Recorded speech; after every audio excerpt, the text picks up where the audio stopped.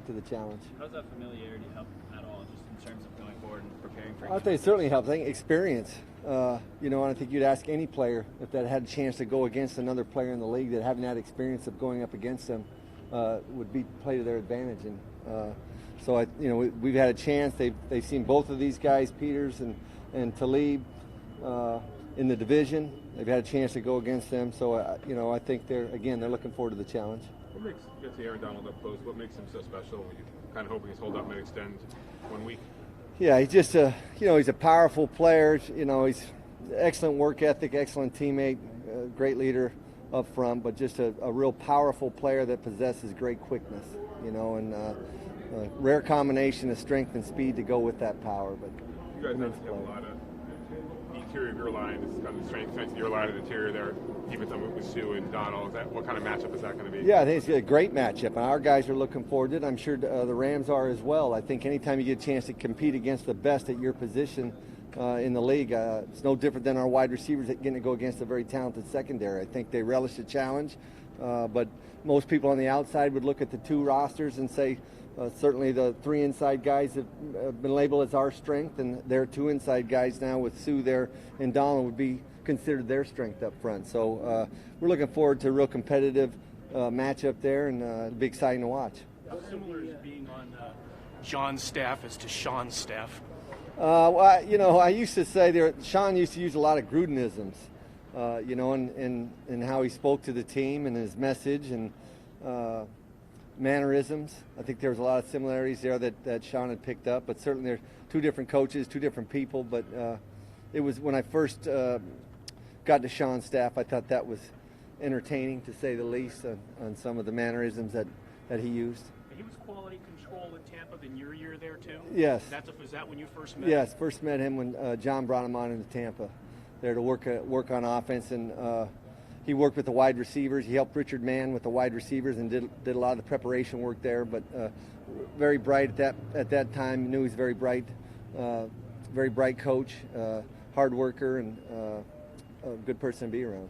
Has Colton lived up to what you guys expected of him when you took him in the first round? We're excited. Obviously it's a 16-game schedule ahead of us, but what we've seen so far is everything that we thought. Again, scouting department did a fantastic job, and the coaches in evaluating that player. He's everything that everyone had penned on paper as to who they thought he was, and I wouldn't say he's exceeded our expectations, because we had high expectations of him when we brought him in here, but he's done a great job thus far. What similarities do you see in Jared Goff and Derek as quarterbacks? They're both accurate, very accurate passers. I mean, to compare them, they're just both intelligent, accurate passers. They make great decisions with the football. They've done that from day one, and I just think they had great quarterback instincts. You recognize at an early age, both as Jared as a second-year player, and I thought Derek as a rookie, and now Derek now is certainly matured, but both have great QB instincts, and they're good decision makers, but they're both very accurate with football. Derek's only had 11 snaps all preseason. Jared Goff didn't have any, I believe. Is that the new wave of the way teams are going to do things? Or? We'll see if that's how it plays out. I would say if the Raiders and the Rams had a lot of success this season with very few injuries, then that would definitely be the wave. So time will tell. But I think our players are fresh. I would bet that the Rams players would say that they feel fresh going in the regular season, and it's anyone that's ever been a part of a team that's lost key players in the preseason. It's just it's not worth it. When you look back and see what the injuries were. But if you're fortunate enough to get through the preseason and get a lot of good work against a number of different quality opponents and get through injury-free, then that's an advantage as well. But we just felt we wanted our players to be fresh, and we wanted to be our best players to be on the field when the regular season started. Two more guys. What were your thoughts on McCarron coming in, and what's it been like getting him up to speed so far? Yeah, really like A.J. McCarron. Again, I think the scouting department, we'd had an eye on him, had been evaluating him through the preseason with the thought that maybe there might be an opportunity for some of those quarterbacks, or one of those quarterbacks on that team to become available. We had some intel on A.J. From other coaches that had worked with him, but we liked the player again, and we are happy to get him. He's been good since he's been here. He's been a quick study in terms of picking up the offense. He's been in the building, from dawn till dusk every day. Just a real pleasure to have him right now. Kind of everything that we thought he was, too. Good? That it? Thank you. Yep, that's all right. Coach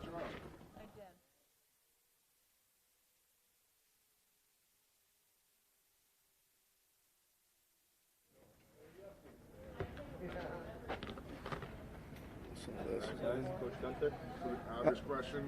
John tells you you're going to trade Khalil Mack. What are your first thoughts? And were you prepared for it already? Are you kidding me? No. He's a fantastic player. Obviously, we all know that. But we've been here for 6 months trying to build this thing the right way, and we brought a lot of guys in the offseason. Shoot, I think the other night we played Green Bay. The starting defense, we had one guy who ran out of the starting lineup that was here last year. So we're trying to build this program the right way, and the organization, we made a decision to go in that direction, because if you keep one player around, you're going to lose 7 others. So we thought the best interest for the team is to make the move, and to be honest with you, the guys we have in that room are working their ass off, working hard, studying, doing the way things should be done the right way, and I'm pleased with where we're at.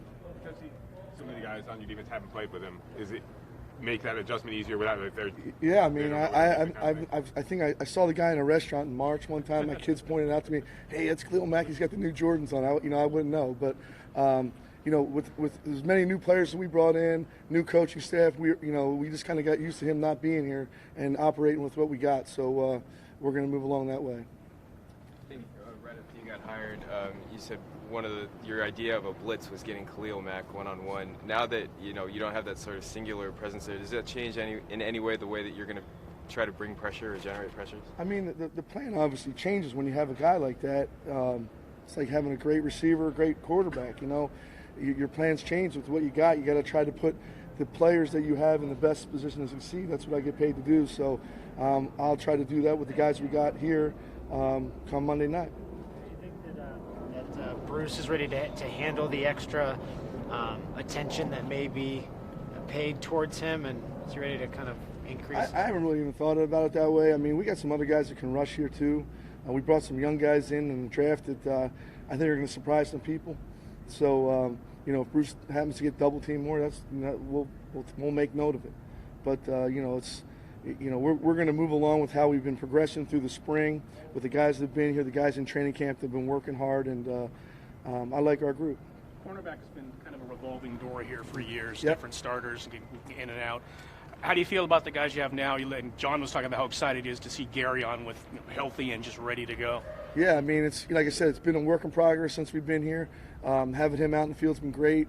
We got Melvin out there and Nick Nelson and Cromartie out there. So Leon Hall's been playing some nickel for us and outside corner. So the group's come along. So, I mean, it may be throughout the course of the season. I told the players I'm going to utilize every guy in uniform. So don't think because you're in the starting lineup or on the 2 deep as a starter that you're not going to play in games. So I'm going to utilize as many 24, 25 guys, whatever they give me every Sunday. Has Garion's been able to stack practices together for the first time since he's been here? Yeah. Have you seen his level of play increase just because of that? No doubt, because he's got a better understanding of the ins and outs of the system, the adjustments, the coverage adjustments, some of the other things that we do. So he's progressing nicely.